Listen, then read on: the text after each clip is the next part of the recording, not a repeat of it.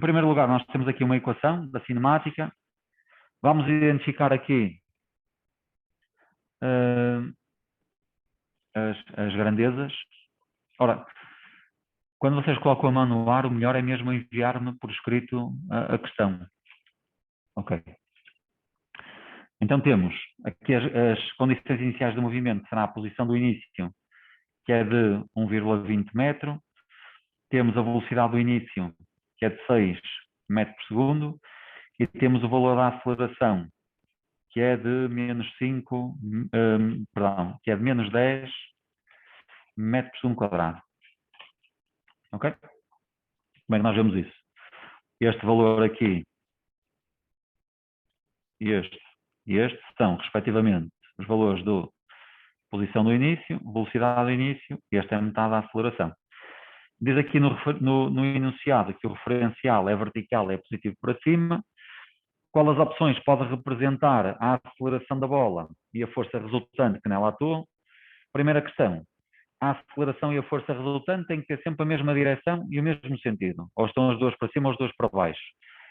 Se nos diz que não há resistência do ar, a única força que atua é o peso, portanto, necessariamente será a opção B. Calcula a distância percorrida desde que é lançada até atingir a posição da altura máxima. O que nós sabemos é que na altura máxima a velocidade passa a ser nula, uma vez que a equação das velocidades será V igual à velocidade do início menos a aceleração, que é 10t. Na altura máxima a velocidade é igual a zero, o que significa que o instante em que a bola atinge a altura máxima será igual a 0,6 segundos. Neste instante, nós vamos calcular a posição. Portanto, a posição será igual a 1,20 mais 6 vezes 0,6 menos 5 vezes 0,6 ao quadrado. Isto dará 3 metros. A distância percorrida, por seu lado, é a diferença entre a posição do fim e a posição do início. Portanto, nós temos 3 metros. A bola parte da posição 1,20, portanto, se vai dar 1,80 metros de distância percorrida. Uma bola de massa 58 gramas atada a uma corda descreve trajetórias circulares de raio 22 cm num plano horizontal. Verifica-se que a bola descreve 20 voltas completas em 8,1 segundos com velocidade módulo constante.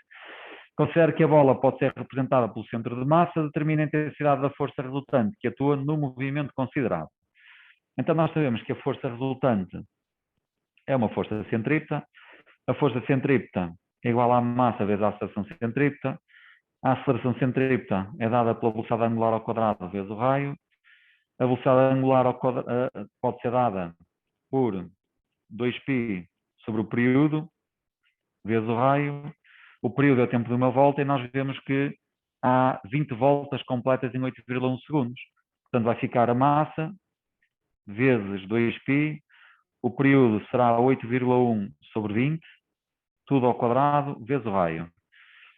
Ou seja, substituindo, ficaria igual ao valor da massa, que é de 58,0 vezes 10 igual a menos 3, vezes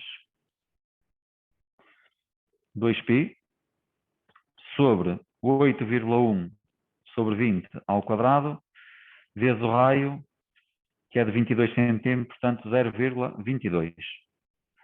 Está aproximadamente igual a 3,07 Newton. Eu peço que vocês vão confirmando simultaneamente comigo os resultados. No grupo 2 temos o grupo em que temos a bola que é abandonada e depois colide com o chão. O que nós sabemos, se nós imaginarmos aqui a bola, a ideia é sempre esta.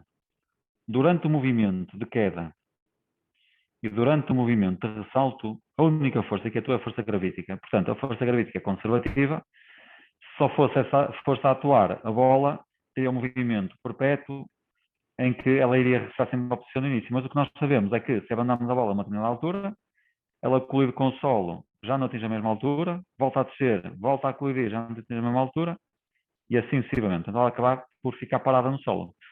E a questão que se coloca é, se a bola, durante o movimento de queda que eu de descida, ou o movimento de ressalto que eu de subida, não dissipa energia, então, porque é que ela não ressalta até à altura onde é abandonada? E a explicação é exatamente na colisão com o solo. Na descida ou na subida, há conservação da energia. Portanto, na queda, que é a descida, ou no ressalto, que é na subida, nós sabemos que a força resultante é a força gravítica. A força gravítica é uma força que é conservativa e, por isso, a variação da energia mecânica é sempre igual a zero. Porém, na colisão, nós vamos ter uma variação da energia mecânica que é diferente de zero. O que é que acontece? A energia mecânica diminui e a energia interna da bola aumenta. Porquê é que a energia interna aumenta? Porque a temperatura também aumenta. Ou seja, na prática, quando nós falamos de energia dissipada, a energia não está a ser dissipada, não é? Melhor, não está a ser perdida. A energia está a ser transferida ou está a ser transformada, em particular, é transformada na energia interna da própria bola, está a aquecer. Então, nós habitualmente, neste exercício, quando é obtido com a calculadora, nós estamos habituados a ver o gráfico assim. Aqui, temos o gráfico segundo outra perspectiva. Nós temos a distância ao sensor. Inicialmente, a bola está a uma distância de 0,20. Quando bate no chão, está a uma distância de cerca de 1,30. E a pergunta é, qual é a distância que é percorrida? Desde a posição em que é abandonada até colidir pela primeira vez com o solo. Portanto, se parte da posição 0,20 e vai para a posição 1,30, então vai percorrer cerca de 1,10 metros. No segundo ressalto, em que instante é que a energia potencial gravítica é máxima, então vamos lá imaginar. A bola está parada, é abandonada, tem a primeira queda. Este aqui é o primeiro ressalto, volta a descer. Este é o segundo ressalto e a energia potencial gravítica é máxima. Neste ponto, ora, este ponto está ali próximo de 1,7 segundos. No terceiro ressalto, a bola atingiu uma altura máxima de 0,37. Qual é o módulo da velocidade com que a bola abandona o solo? Ora, como no movimento de ressalto há conservação da energia mecânica, então nós dizemos que a variação da energia mecânica é igual a zero. Então é porque a energia cinética do início, quando a bola sai do chão, será igual à energia potencial gravítica do fim.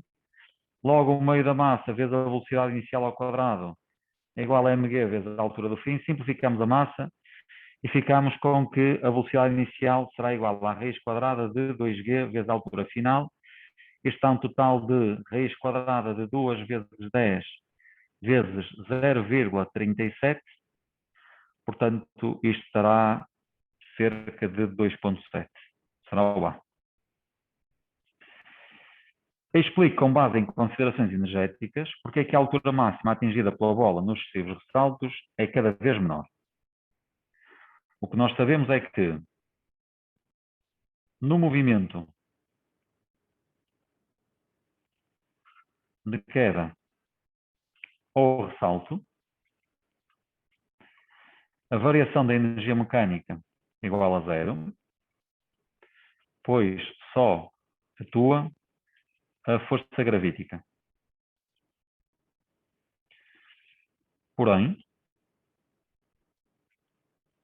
na colisão com o solo, a energia mecânica diminui, uma vez que parte dessa energia fará aumentar a energia interna da bola e vizinhança. Ou seja, o que eu estou aqui a dizer é que a bola vai aumentar a temperatura, assim como o local onde ela está a colidir. Assim sendo, a energia mecânica antes da colisão portanto, a energia mecânica na queda, é maior que a energia mecânica após a colisão com o solo. Esta é a energia mecânica do ressalto. E por isso, a altura alcançada no ressalto é menor que a altura de queda. E nós aqui podemos ainda desenvolver mais. Porquê? Ora vejam, a energia mecânica na queda é igual à energia potencial gravítica da queda. Portanto, é igual a mg vezes a altura de queda. A energia mecânica no ressalto é igual à energia potencial gravítica no ressalto, que é igual a mg vezes a altura de ressalto. Como a energia mecânica na queda é maior que a energia mecânica no ressalto, então mg vezes a altura de queda é maior que mg vezes a altura de ressalto, portanto nós simplificamos o m com o g porque a altura de queda tem que ser maior que a altura de ressalto, ok? E temos aqui a relação. Na figura está representado o gráfico da variação da temperatura de uma amostra pura de 500 gramas de ferro em função da energia que seria necessário fornecer a essa amostra se o processo tivesse um rendimento de 100%. Quando aquela amostra foi aquecida por uma fonte com uma potência de 40 watts durante 0,6 minutos, a temperatura aumenta a 10 graus Celsius. Qual é o rendimento deste processo? Portanto, o que é que eu vou fazer aqui? Vou calcular a energia que foi fornecida, que é igual à potência vezes o intervalo de tempo. A potência são 40 watts, o intervalo de tempo é 1,6 vezes 60. Portanto, temos 40 vezes 1,6 vezes 60 dá cerca de 3.840. 3.840 joules. Porém, este é o valor de energia estritamente necessário só para fazer aumentar a temperatura. Portanto, significa que destes 3.840 joules, algum vai fazer aumentar a temperatura, a outra será a energia que é dissipada para o meio ambiente. Portanto, quanto é que é o rendimento? Será igual a 2.246 sobre 3.840 vezes 100. Portanto, isto dá o 58%. Um recipiente contém 1,50 kg de água a temperatura de 20 graus Celsius. Uma esfera de ferro de massa de 150 gramas, inicialmente à temperatura de 70 graus Celsius, é introduzida na água. Determina a temperatura de equilíbrio do sistema. Ora, o que nós fazemos aqui é algo mais ou menos simples.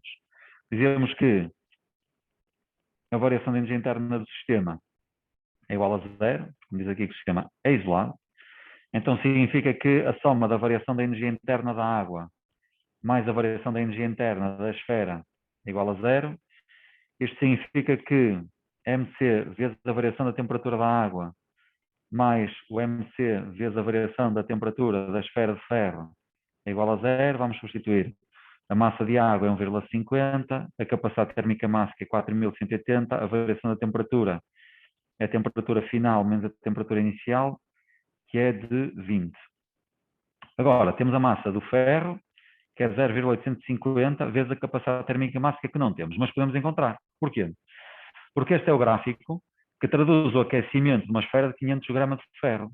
Então, se eu fizer aqui que a variação da energia é igual a mc vezes a variação de temperatura, então temos 2.246 é igual a 0,5 vezes o C vezes a variação de temperatura, que são 10. Logo, a capacidade térmica máxima dá 449,2 joule por quilograma e por grau Celsius. Nós agora já temos a capacidade térmica máxima, então é 449,2, vezes a variação de temperatura, que é do fim menos a do início, que são 70, isto será igual a zero, e agora daqui calculamos a temperatura final. A temperatura final dá 22,9 graus Celsius. Ora, eu vou desenvolver aqui só o cálculo para vocês verem como é que nós temos que fazer. Primeiro, vamos simplificar esta parcela e esta parcela. Portanto, 1,50 vezes 4.180 dá 6.270. Então ficaria 6.270 vezes a temperatura final menos 6.270 vezes 20. Propriedade distributiva. Agora, vou fazer a propriedade distributiva do 0,850 com o 449.2. Então, 0,85 vezes 449.2. Isto dá 381,82. 381,82 vezes a temperatura do fim menos o 381.2, 82, aliás, vezes 70. Isto é igual a 0. Agora, vou usar a incógnita no primeiro membro e vou passar as outras parcelas para o segundo membro. Portanto, passamos a ter 6.270 vezes a temperatura do fim, com 381,82 vezes a temperatura do fim, é igual a 6.270 vezes 20, com 381,82 vezes 70. E daqui calculamos a temperatura final. Portanto, será o 6.270 vezes 20, com o 381,82 vezes 70, sobre 6.270 com 381,82. Está feito o cálculo. Depois diz assim.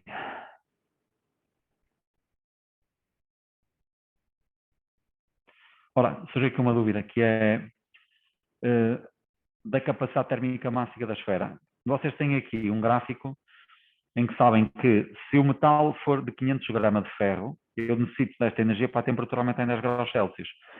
Eu, com a energia, com a variação da temperatura e com a massa, consigo calcular a capacidade térmica máxima. A capacidade térmica máxima só depende da substância, não depende de mais nenhum fator. É claro que, neste caso, já temos um material com uma massa diferente e, portanto, a massa é diferente, logo a energia para lhe fazer variar a temperatura de 1 grau Celsius também seria diferente, mas por cada quilograma será o mesmo. E, portanto, nós aqui, com estes dados, calculamos a capacidade térmica máxima do ferro, que é para podermos utilizar nesta parte aqui de baixo. Ora, aqui diz-me assim, a energia necessária para fundir 1 kg de ferro é 2,47 expoente 2. E se for para 500 gramas? Portanto, será metade, não é? Então, a energia que seria necessária é igual ao M vezes o ΔH de fusão. Ora, o ΔH de fusão é a energia necessária para fundir 1 kg. Portanto, vai ficar 0,5 vezes o 2,47 vezes 10 elevado a 2. Só que assim estaria em kJ. Mas aqui pede-me a energia necessária em joule. Portanto, se é em joule, converte kJ para joule multiplicando por 10 elevado a 3. Portanto, será a opção C. No grupo 4, temos uma bobina. Portanto, uma bobina é constituída por várias espiras. Os planos das espiras são paralelos, fazem sempre o mesmo ângulo com o campo magnético.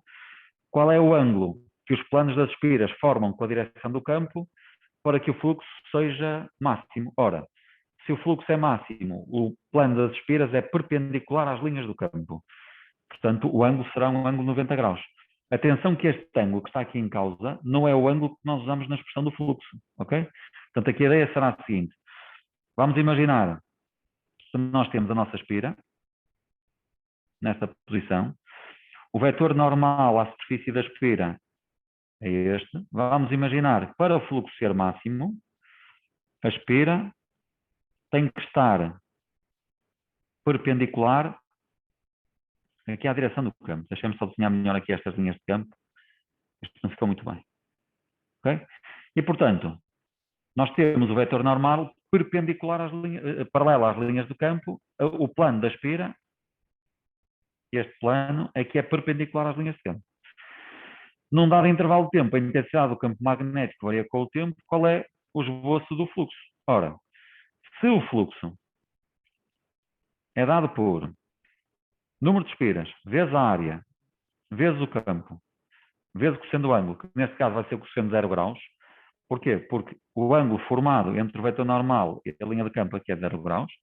Então, quanto maior for o campo, maior vai ser o fluxo. E, portanto, o gráfico correto é este. Atenção que nós estamos habituados a calcular o valor da força eletromotriz e nós sabemos que só há força eletromotriz quando há variação do fluxo. O fluxo varia, por exemplo, quando o campo varia, portanto eu teria força eletromotriz aqui e ali, não é? Só que não me está a pedir a força eletromotriz, está a pedir o próprio fluxo. Ok? Portanto, quando é que eu tenho força eletromotriz? Tenho força eletromotriz ali, não é? Se eu representasse o gráfico do módulo da força eletromotriz, teria a força eletromotriz, depois deixava de ter, e depois voltaria a ter uma força eletromotriz um bocadinho mais pequena, por causa do declive desta parte também ser mais baixo. Portanto, a força eletromotriz é tanto maior quanto mais rapidamente varia o fluxo. Agora, temos duas bobinas. As duas bobinas estão a rodar. O que nós sabemos é que, por rodarem, há uma variação do fluxo, e por haver uma variação do fluxo, há uma força eletromotriz induzida. Este valor é o valor da amplitude, então corresponderá ao módulo da força eletromotriz induzida máxima. E nós já sabemos que este valor que aqui está é igual à frequência angular vezes o tempo, sendo que a frequência angular, em cada um dos casos, será igual a 20π. Porquê é que a frequência angular é igual a 20π? Ora, a frequência angular é igual a 2π vezes a frequência de rotação. Se a frequência angular é de 20π, então a frequência de rotação é de 10 Hz. Ou seja, estas bobinas estão a rodar 10 vezes em cada segundo. Então, comparando as forças eletromotrizes, o que nós podemos concluir é que as bobinas estão sujeitas a campos magnéticos de mesma intensidade, não temos informação para isso. O número de espiras não fazemos ideia, porque nós também não conhecemos as áreas. Então, a única hipótese que é correta é que as bobinas rodam com velocidades angulares do mesmo módulo, que é de 20π. Agora, em qual das figuras está representado o sinal obtido? Então, nós fazemos assim. A frequência angular é igual a 2π vezes a frequência, portanto, 20π é igual a 2π vezes a frequência, logo a frequência passa a ser igual a 10 Hz. Se a frequência é igual a 10 Hz, então o período de rotação passa a ser igual a 1 sobre 10, que dá 0,1 segundo. Ora, 0,1 segundo são 100 milissegundos. Se são 100 milissegundos, vejam comigo, eu tenho que ter uma oscilação completa com uma duração de 100 milissegundos. Neste caso, como cada divisão tem um valor de 20 milissegundos e de lado a lado nós temos 10 divisões, portanto, o intervalo de tempo daqui para aqui são 200 milissegundos. Já aqui é só metade do intervalo de tempo, então daqui para aqui são 100 milissegundos. Bem, 100 milissegundos, este pode ser, então, significa que o A e o C estariam errados, porque o período está errado. Agora, vamos à amplitude. É a bobina 1. A amplitude, que é o valor máximo da força eletromotriz, nós temos daqui uma amplitude que é de 7,5 vezes 10 elevado a menos 2.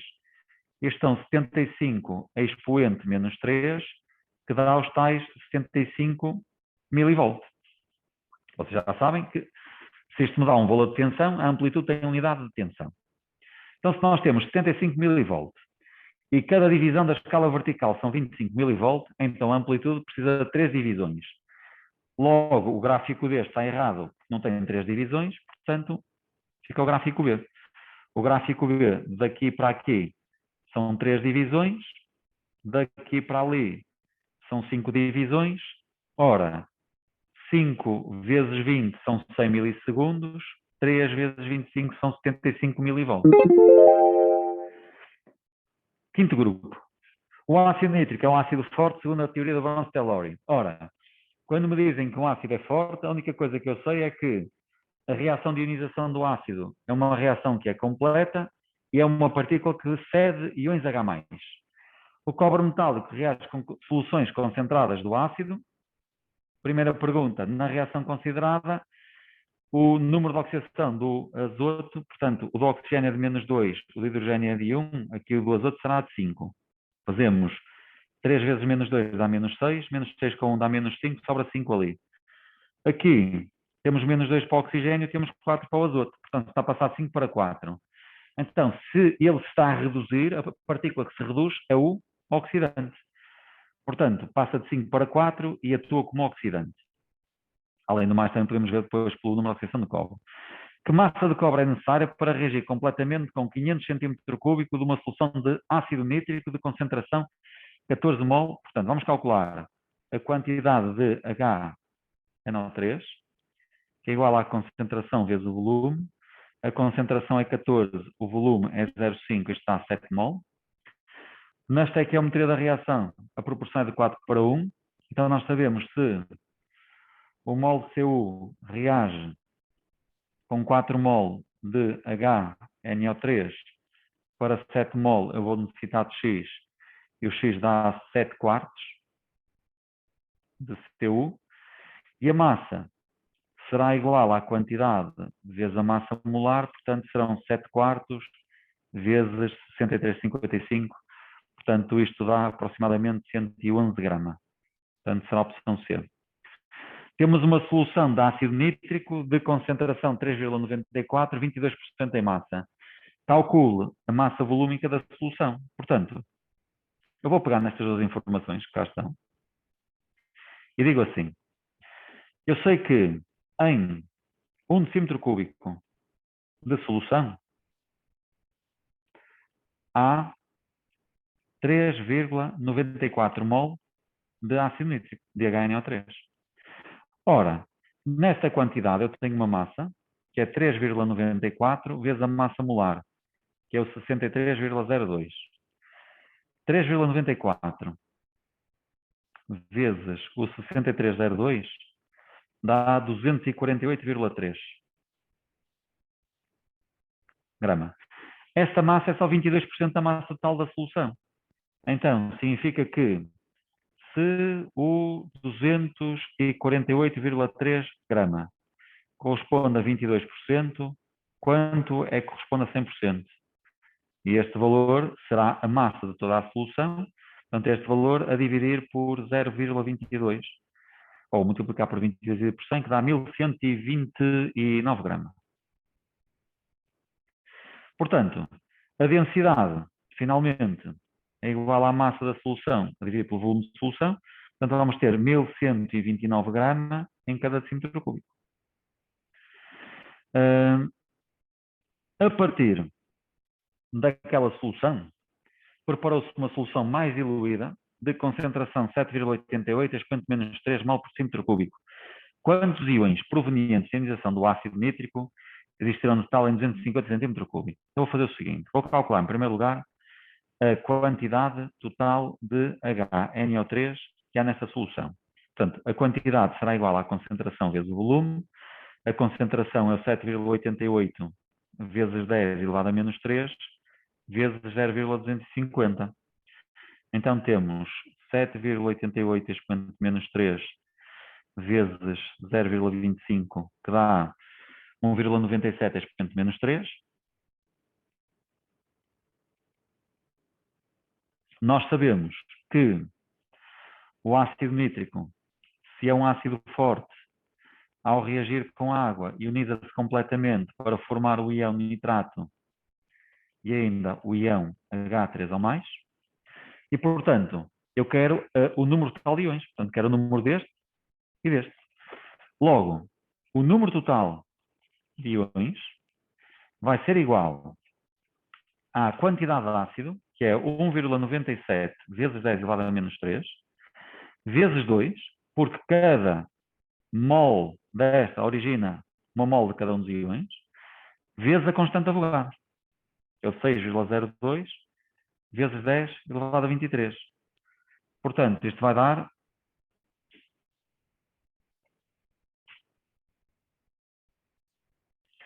2,37 expoente 21. Portanto, será esta opção. Qual é a concentração do íon hidróxido na solução a 25 graus Celsius? Ora, se a reação é completa, significa que a concentração do H3O+, vai ser igual à concentração inicial do ácido. Se a concentração do íon H3O+, é igual à concentração inicial do HNO3, então isto vai dar, a concentração inicial era de 7,88 expoente menos 3.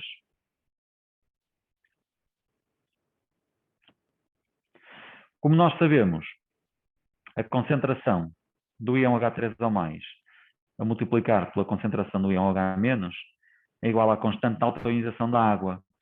o que significa que a concentração do íon OH- será igual à constante de autoionização da água sobre a do H3O+.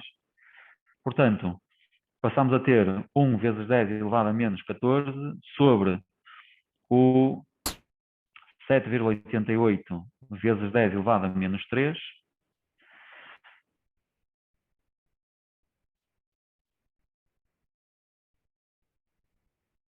que dá um total de 1,269 expoente menos 12. Mas se vocês repararem, aqui pede-me com 2 algarismos significativos, portanto ficaria 1,3 expoente menos 12.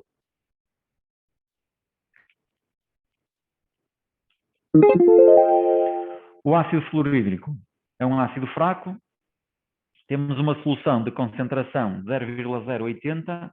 O pH 2,14 determina a constante de acidez. Portanto, nós temos uma concentração inicial de 0,080 mol por cada litro. Aqui não temos nada, ali praticamente nada. O que eu aqui gasto, aqui irei formar, até que vou ficar com 0,080 menos x. Aqui com x, ali aproximadamente x.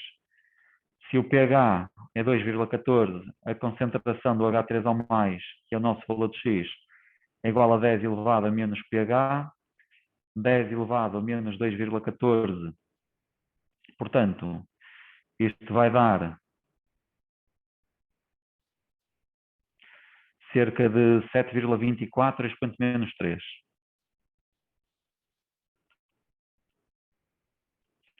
Agora, temos a expressão do Ka. O Ka é igual à concentração do fluoreto, vezes a concentração do íon hidrónio, a dividir pela concentração do ácido fluorídrico não ionizado. Portanto, é aquele que ainda está presente no equilíbrio. Portanto, nós teremos o 7,24 expoente menos 3 ao quadrado sobre 0,08 menos 7,24 expoente menos 3. Isto dará aproximadamente 7,2 vezes 10 elevado a menos 4. Conclua como variará a quantidade do ácido ionizado em solução se à solução do ácido fluorídrico a temperatura constante forem adicionadas algumas gotas de uma solução concentrada de uma base forte. Portanto, sempre que nos colocam uma questão para explicarmos o comportamento de um determinado sistema em equilíbrio, nós vamos interpretar segundo a lei ou segundo o princípio de Chatelier. Nesse caso em particular, vejam, se eu adiciono uma base, eu vou aumentar a basicidade ou vou diminuir a acidez da solução. Ou seja, na prática, eu vou diminuir esta concentração. Se esta concentração diminui, esta reação evolui no sentido direto. Ao evoluir no sentido direto, a quantidade de ácido que se ionizou vai aumentar. Portanto, a resposta com os 3 tópicos seria o primeiro tópico, que era, de acordo com o princípio Le Chatelier, o sistema evolui no sentido em que a perturbação é contrariada. Segundo tópico, a adição de uma base forte diminui a concentração do íon H3O+. Podem dizer porque diminui a acidez ou porque a base reage com o H3O+, diminuindo a sua concentração. E o sistema evolui no sentido direto, ou seja, no sentido em que a concentração do H3O+ aumenta. Agora seria o último tópico. Logo, a quantidade de ácido fluorídrico que se ioniza irá aumentar. Portanto, não se esqueçam que um ácido, quando reage com água, nós dizemos que ele se está a ionizar. Portanto, se a reação evolui no sentido direto, vai haver uma maior quantidade de ácido a reagir com a água, o que significa que há uma maior quantidade de ácido que se ioniza. Escreva a equação química, traduz a reação da base conjugada do ácido fluorídrico com água. Bem, se é uma base conjugada, é uma base. Se é base, significa que é um aceitador de íons H+. Portanto, passamos a ter o HF e ainda o íon OH-. Pretende-se preparar 500 cm3 de uma solução de ácido fluorídrico de concentração em massa de 4 expoente menos 2. A partir da solução anterior, determina o volume da solução que é necessário. Portanto, o que é que eu vou fazer? Primeiro, eu vou calcular pela concentração em massa, a massa total do ácido que vou necessitar. Portanto, se a concentração em massa é igual à massa de soluto sobre o volume de solução, então a massa do ácido fluorídrico que eu vou utilizar é igual à concentração em massa vezes o volume de solução. A concentração em massa é de 4 vezes 10 elevado a menos 2, vezes 0,5, isto dá 2 vezes 10 elevado a menos 2 gramas. A quantidade do ácido fluorídrico, portanto, será igual à massa sobre a massa molar. 2 vezes 10 elevado a menos 2, dividido pela massa molar do ácido fluorídrico, dá 20,01 aproximadamente. Portanto, isto estará cerca de 1 vezes 10 elevado a menos 3. Finalmente, já temos a quantidade. Nós sabemos que a concentração é igual à quantidade sobre o volume de solução. Então, significa que o volume de solução será igual à quantidade sobre a concentração. A quantidade que nós necessitamos é 1 expoente menos 3. O volume da solução concentrada que eu necessito, portanto, eu quero calcular através da concentração da solução concentrada, não é? Que é de 0,080, portanto, isto estará próximo de 1,25 vezes 10 elevado a menos 2.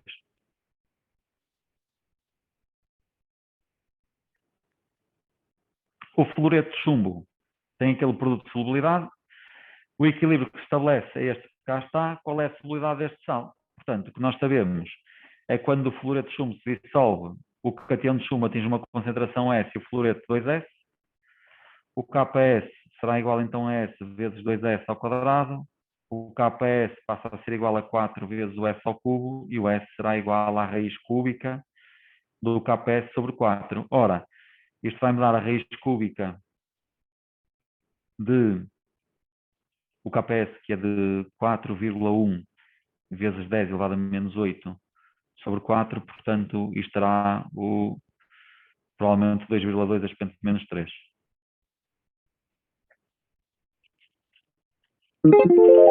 Ora, na molécula de HF, então na molécula de HF a estrutura é esta.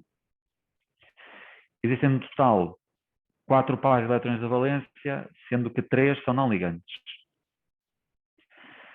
Os átomos de flúor e cloro no estado fundamental, então vamos lá ver. Flúor tem número atômico 9, a configuração é 1s2, 2s2, 2px, 2py e 2pz, temos 2, 2, 1.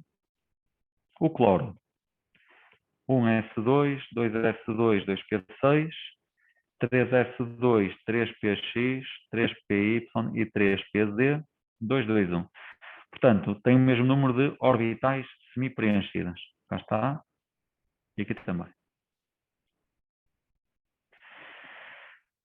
O espectro de emissão do hidrogênio na região do visível apresenta uma primeira risca com uma energia de 3 expoente menos 19, a segunda risca com uma energia de 4,1 expoente menos 19 e outras riscas.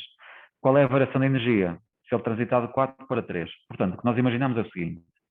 Nós temos aqui o nível 1, temos o nível 2, temos o nível 3 e temos o nível 4, portanto, cada vez mais próximo. O que nós sabemos é que a energia das riscas está associada à diferença entre a energia dos níveis. Portanto, na transição do nível 3 para o nível 2, portanto, nesta transição, aqui a variação da energia é de 3 vezes 10 elevado a menos 19 joules.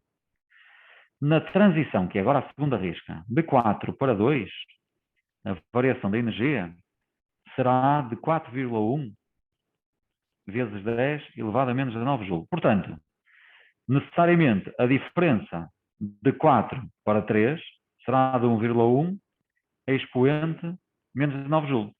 Agora a pergunta é, qual é a variação da energia do átomo quando o eletrão desexcita de 4 para 3? Ora, se é uma desexcitação, é uma perda de energia, é uma emissão de radiação, logo há uma diminuição da energia.